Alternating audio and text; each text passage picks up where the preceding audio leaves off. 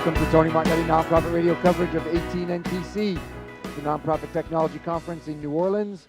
We're wrapping up our coverage of Day 2 with Miriam Brousseau. Welcome, Miriam. Hey, Tony. Great to be here. It's a pleasure to have you. Thank you.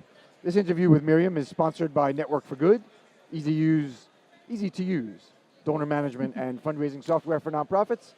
Miriam is Chief Information Officer at C3 Communications. That's SEE3. And her workshop topic is, I don't mean to be talking about you like you're not here. Your workshop topic is Bust Those Silos, exclamation mark, how your digital storytelling can build internal collaboration. Welcome again. Hey. What's the overarching lesson that we should be learning? Like, give us the takeaway, the biggest takeaway about digital storytelling and nonprofits not collaborating as well as they might internally. Yeah, absolutely. So the way that a lot of our nonprofit organizations are structured is intended to be convenient for the organization itself. Yes, how convenient for them. Yes, right. Yes. Built around efficiencies and all of these more easy to manage things that don't necessarily lead to a whole lot of trust or collaboration. And we're living in an age today where everything is built around the customer, around the user, around that individual person. And so storytelling is a great mechanism for humanizing our organizations overall and starting to build that supporter centricity and thinking about how we can shift our operations to be more about the people that we serve and the people who make our impact possible. Very articulate. I do what I can. Brava. Brava. Yeah, because we've been talking about donor centricity for, 10 years or something, and there are still organizations that may feel they've mastered it, but I think are deceiving themselves. They're still built around themselves and their silos. How do we know? Okay, so how do we know if we are one of the organizations that I'm talking about that thinks we've mastered it? We think we've broken down silos and we're donor-centric, but we're not. How do we? What are the symptoms we might be experiencing? How do we know? Yeah, well, you definitely feel it internally. If there's hierarchical management that, a sense of control, slowness, of tackling the same kind of issues over and over without really getting at the root problem. It's always like the first time we've done this thing and we've done it 100 times? Yes, okay. yes, precisely. Okay. That, and then you can also see it in your messaging, of course. And so something that C3 does a lot with our clients is we'll calculate what we call a supporter inclusion score, where you look at a single piece of messaging and basically tally up the number of times that you have mentioned the organization in some way, the name of the organization, the CEO, the name of a program, whatever it is. And then you tally up the times that you're using the word you, or you're referencing the word donor or volunteer, or using their name, for instance. And you divide one by the other and see how closely you get to one, first of all, which would represent more of a partnership. Or if you're above one, then you're really demonstrating that donor, that person you're reaching out to, is the center of the story, represented through that language. Yeah, you and your. Yes. Very good words. Yes, very good to use always to work a good idea. in your promotion and your marketing. Yeah. Yes, shifting that focus just a little bit. Okay. And now, how is digital storytelling going to help us? So we recommend a sort of 3-step process for thinking about this. Okay. So the first part of it is... A 3-step process is like click candy for radio. Oh, yeah, there you you go. realize this because we're going to go 1, 2, 3. So, all right. Yes. Okay, I got your clickbait ready and raring to go for you. So the 3 steps are the following. First of all, be sure that you are telling the whole story, because a lot of nonprofits focus on telling the story of the direct beneficiary and not a whole lot else. But when you zoom out and you think about who are all of the characters in our story, who are all the people that we really need in order to make our impact possible, it's the volunteers, it's the donors themselves who we're usually talking to, but we could also tell their own stories. Their engagement with our missions is impacting them as people in a way. So a more holistic storytelling. Yeah, absolutely. I'm putting a different word on it, but the whole story. Yeah. Totally. Okay. Yeah. So zoom out, get a picture of all those characters, and then think about if you were to position one of those characters as the center of the story, as the hero, what would need to happen internally in order to gather that story and collect any one of those characters. The volunteers. Yeah. Yeah. The program officer. Yeah. Who's absolutely. doing the delivery stuff. Okay. All right. So all right. Excellent. Okay. And what do you got else? Right. So first of all, it's zoom out. Yeah. Put them right. So zoom out and tell the whole story. Sorry. Okay. And think about what are the how do you support that story through whatever internal processes? And that's the clincher there, because when you're in a siloed organization, you get a siloed culture, and culture will eat your storytelling strategy for breakfast, lunch, and dinner. Very well nourished. Someone quoted you saying that. Oh, good. In the session. Yes, I don't remember who it was. I've done a lot of interviews, but someone said, and I'm not sure she remembered where she had heard it either. But one of the sessions I was in, someone said, "Culture will eat your strategy for lunch." Oh yes, culture's a hungry beast. You were quoted. You've been quoted on Nonprofit Radio. You've made it. I wish it could have been attributed to. Well, now we have the attribution. There you go. Okay, I didn't know who it came from. That's great. So the only the piece of our arsenal that we have against culture and shifting towards that storytelling you-centric strategy is process, really. So how do we build it into our meetings and our interactions with everybody else in the organization in order to move in that direction and sort of humanize? And then the final step, so if you've named all of you've gotten that holistic view, you've named all your characters, you've centered one as a hero, building into the process internally how you capture that story, and then finally, treating your colleagues the way that you would any good donor. Say thank you. Tell them the impact of what happened. Acknowledge that their contribution to this particular story had this effect on you personally, or on the way that the story went out in the world, or the impact of that story going further out. So, humanizing and putting those folks at the center, it pays dividends all over the place. I love the idea of thinking of your fellow colleague as a donor. I mean, how would you treat a donor in this circumstance?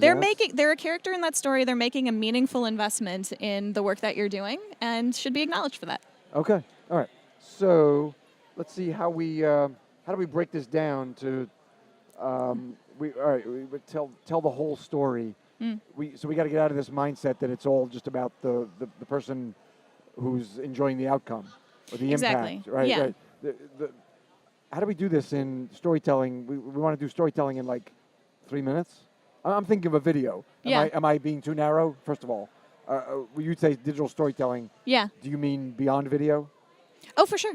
For sure. Okay. Yeah. So in all any kind of content you're channels. Absolutely. Any kind of content that you're capturing to talk about your mission and your impact. Okay. Yeah. So then how do we what advice do you have for starting to be more holistic in the storytelling? Yeah, so I think, first of all, just literally listing out all of the people that are required in order to make your impact possible. Okay. And thinking about, one of the things that we also recommend organizations do is think about what's the intersection between your mission and that person's aspirations for themselves. So our missions are very forward-facing. We're trying to change something. We're trying to tackle some injustice and make the world better. So it's all about the future. And so when we think about those different characters, we want to think about what they envisioned for themselves for their future. And what kind of person do they aspire to be? And if we can speak to that intersection of like, how does engaging with our mission help these people become the kind of person that they want to be, then we're going to have a winning formula in our storytelling. This is a very esoteric questioning.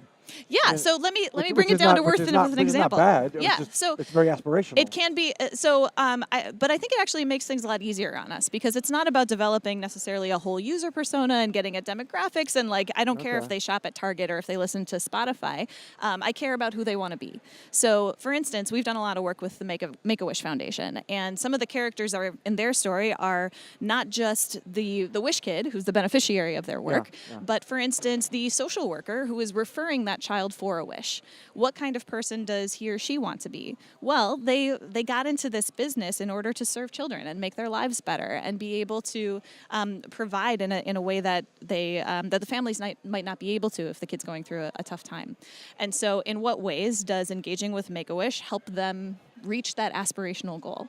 And so when you put that social worker at the center of the story and talk about their lives and what they're seeing every day, and then say and what they bring to your organization, how we overlap. Exactly. Yeah. And so then the story becomes, well, I'm a social worker and this is what I deal with every day. And when I get to tell a child that I'm referring them for a wish and that this is going to, it humanizes your mission. It exponentially expands your impact, because suddenly you're not just serving this just single serving the beneficiary. wish kid. Yeah. It's absolutely everybody who's touched by that experience has an impact. They're being affected by that, and it's changing and transforming their lives in meaningful ways too. And so when you tell that story, it not only busts up things inside where suddenly I have to talk to the medical outreach team in order to capture that story in the first place, but you're also opening up a brand new door for other social workers, for other people who see themselves in that kind of aspirational role to walk through and say, oh, well, I want to be that. Yeah, so you're telling the story from their perspective, from the perspective of each of the people involved in this. Handing over the mic, being authentic about it. Service chain, or, if you will. Yep. Well, yeah. Okay. Tell me more. What, I don't know. Should we be on our next step? Yeah. Well, okay, I think so. I'll give you another exercise because the Venn diagram overlap thing is kind of esoteric. So, so when you do have that list of characters, and just list as many as you can, be as specific as possible. One exercise that we walk people through is to do a very simple Mad Lib. You space which. This. So the first space is you take this particular action. You do this thing, which, and then name the impact. So you, for instance, the social worker, you refer children to MakeAWish, which does, all of these wonderful things for that child and their family. And honing in on the you, which language for each of those characters is a really powerful exercise because, first of all, you don't get to name your organization and you don't get to say you don't get to talk about your programs. You have to go straight from that supporter to the impact that they make. And your organization is the which. It's the means, it's the facilitator, it's the mechanism by which that person is making their impact in the world. And it's not even named. Yeah. Okay. So that's part of that donor centricity, that kind of shifting that perspective. You language, it always starts with a you. And so an exercise as simple as that can be kind of the core of your messaging for that particular persona or audience segment. Oh, excellent. Okay. Very interesting. Yeah, that's a great exercise. It's super fun. Okay. Yeah. And it's great to kind of get out of the box with thinking about that for different folks, and to really hone in on it and give it some poetry about it. Now, is this the way in which we make them the hero of the story? It's a great way to start. This is the starting. Yeah, we're not. Yeah. Okay, we're not quite there. Yeah. But, okay. Yeah. All right. So let's go to that. So any one of these characters in the chain of service, any one of these important parts in that chain, can now be the focus of the story. Yeah. And how they interact with our organization and our service beneficiaries. Yeah. Okay. Give me another client story. MakeAWish or another one that this is you've seen impact out of this. Yeah, absolutely. Our listeners love stories. Oh, so many great stories. Well, I'm going to give you another MakeAWish example just because they've got some great, powerful stuff, and that's the first thing that came to mind. So in some of this work, there's the Minnesota chapter of MakeAWish made this beautiful video in which they positioned one of their volunteers as the hero of the story, and instead of necessarily focusing on the wish kid. And it was this story in which the child himself had a condition in which he was unable to speak and really move around a whole lot, and his wish was to have a door, really to be able to go out into his backyard and see beyond the four walls of his house, which immediately just tugs at your heartstrings. Yeah. So, but telling his story in a way is not terribly relatable. It's not. I can't really empathize with that situation, and it's actually a little uncomfortable to even think about that. And so, repositioning the story, they put the hero as the contractor, the builder, who actually came in and made that possible. And they talked to him, they talked to the people that he worked with, and I think they showed the emotional and just sort of life-affirming impact that being involved in this wish had on that person, who's this 50-some-year-old contractor. He was just brought in to build a door, and who's just building a door, breaking a wall and building a door. But now he's the hero of the story. You see, he's the hero of the story, and you watch that, and it is so emotional and powerful, and just draws you in a way that the story of the wish kid never could. And part of what I think this kind of mentality forces us to do is to recognize that everybody's got a story. Everybody's being transformed by these little moments. And what I love about storytelling and about shifting messaging in this way is that it builds a culture of noticing and of paying attention. Yes, being intentional. Yes. Giving attention to others. Yes. How did that story get told? Was it through video? That was through video. They had a video Okay. version of it. They also published it as a blog post. But they had a couple of different versions, but the video itself was the most powerful representation. Okay. I just got a note that the hall closed at 5 o'clock and we were misinformed. So, listen, I need another 10 minutes. Can I get 10 minutes from the security? You can see that we're on camera, right? Can I get 10? Really? I mean, I got a 15-minute, can we do this for another 10 minutes? So, okay. I don't know what the time of day is, but I know that Miriam and I have been talking for almost 16 minutes and I need another 10. Is that okay? We won't go anywhere. And I'm sorry we didn't know that. We were told to, okay. Thank you. That was a little side conversation we just had with the security gentleman. Thank you very much. Thank you, sir. Thank you. I mean it. Thank you. Thank you.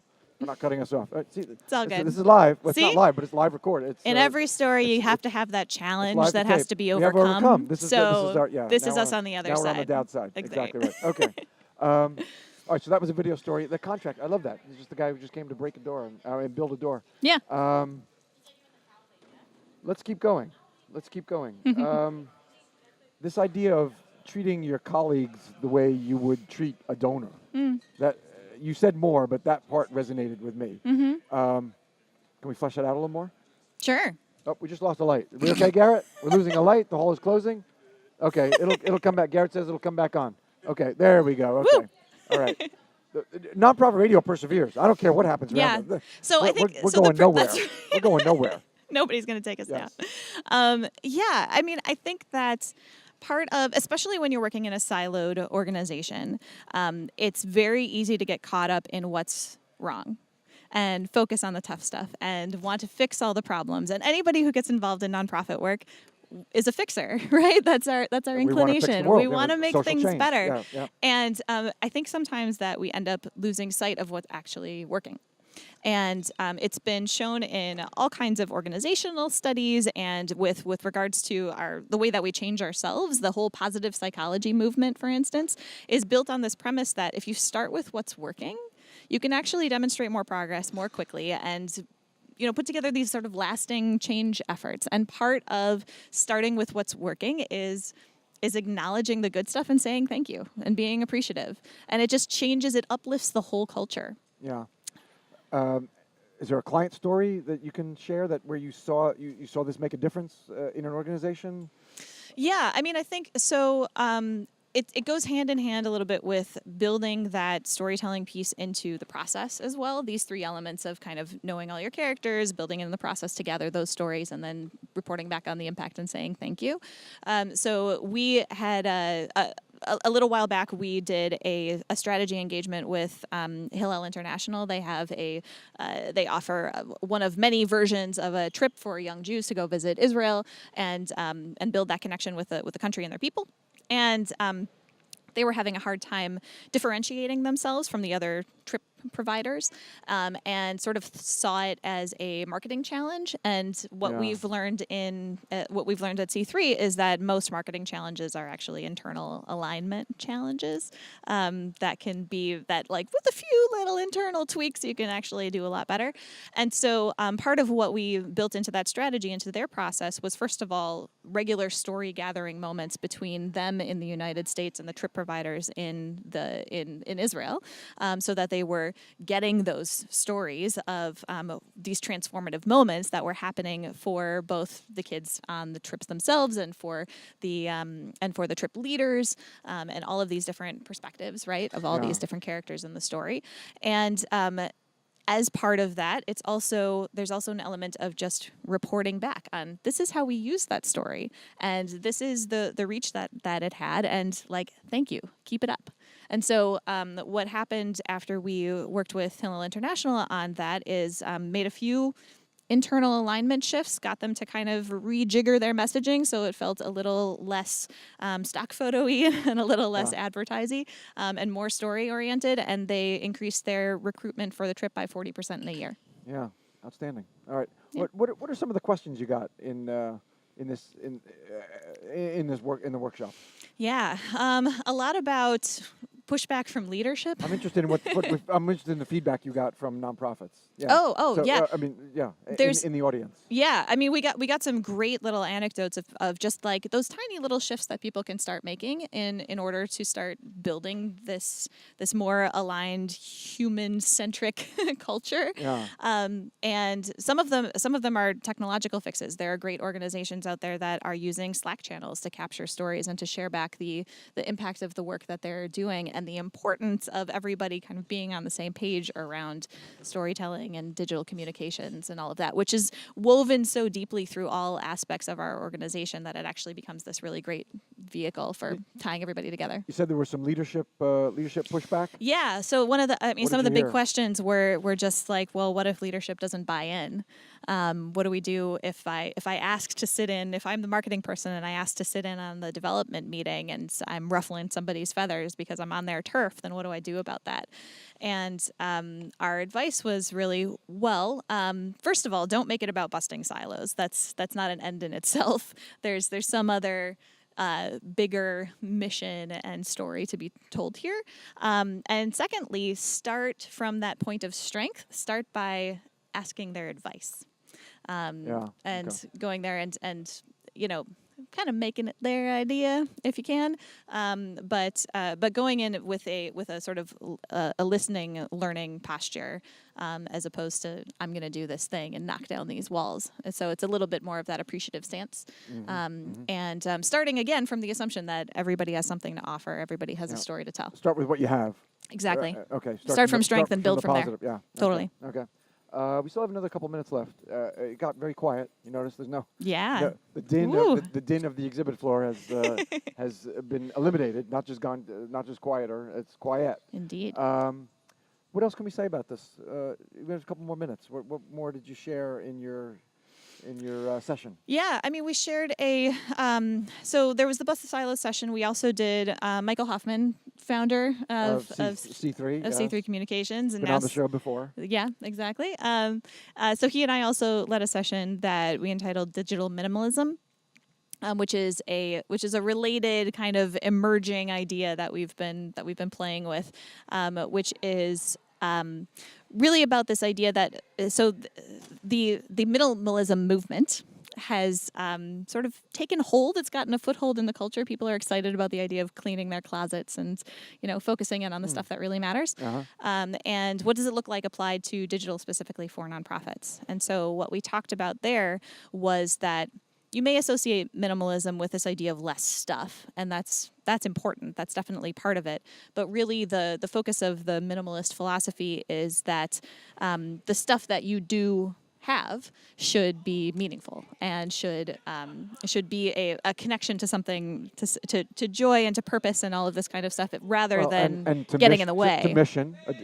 Exactly. A connection to mission. For sure. So for nonprofits in the digital space, the equivalent, the digital minimalism, is essentially this idea that, the digital that we use should thin the line between our supporters and the potential for them to make impact through our organization. Yeah. There's a lot of digital detritus out there where there's a lot of sort of shouting about the stuff that we do, and there's a lot of things that we create just because that's what we've always done. We've always done it this way, and we have it, and we need it. We need it. Yeah. We need all this stuff. Yeah. Okay, so did you get pushback at that session too, or from leaders or people questioning whether my leadership is going to really be willing to shed?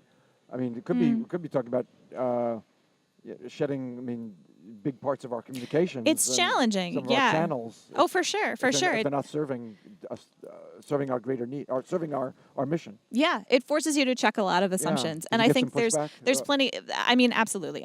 There's plenty of organizations that are, for instance, creating a dozen PDF reports that then go online because it's written into the grant that they have to create a report and put it online. And so, what do you do about that? Like, there's that's a place where you have to kind of reevaluate whether this philosophy is going to work in every area, or whether it's just going to be something that focuses you in the places where it's most plausible. Okay. Give us another 2 minutes of the Brousseau download. Come on, man. What else came out of the session, or maybe other questions that were asked? Yeah. Well, I think a lot of I would almost summarize both sessions. You're going to get the total download in like a sentence. Holistic. Right. Yeah. I would almost summarize both sessions as being about this idea of it's not what you do, it's what you do does. Okay. It's not about what its impact is. Exactly. What you it's do it. does. And that idea that nonprofits do amazing things. We deliver great programs. There's webinars and services and meals being served and animals being saved and all of that. But really we want to talk about all that great stuff, right? And put it out in the world and say, like, look, please pay attention to me. We're living this attention economy. But when we take a step back and talk about not what we do, but what we make possible, and what through our actions we're allowing to happen, that transformation, then first of all, like, it's got that more sort of visionary feel to it. It's more welcoming and approachable. I can relate to it because it's not like this thing that may or may not have something to do with me. It's not sort of it doesn't become a barrier at all, and it keeps us mission focused. Like that's what we're here for, and it keeps us kind of owning those outcomes and realizing that, like, with all of this stuff that we're doing, it's not about the thing. It's about what we make possible through that thing. And if that's the message that we can keep coming back to through the stories that we tell and the content that we create and the people that we connect with, then there's hope. There is. We'll leave it there, and that's a perfect place to leave it. Thank you very much, Miriam. Awesome. Pleasure, Tony. Thank you for persevering through the before closing. She's Miriam Brousseau, and she's Chief Information Officer. Chief Innovation Officer. I'm sorry, my dear. No, you're right. It does say innovation. What did I say? Information. I said, oh. I'm a fan of that, too. She's Miriam Brousseau, and she's the Chief Innovation Officer at C3 Communications. This interview is sponsored by Network for Good, easy-to-use donor management and fundraising software for nonprofits.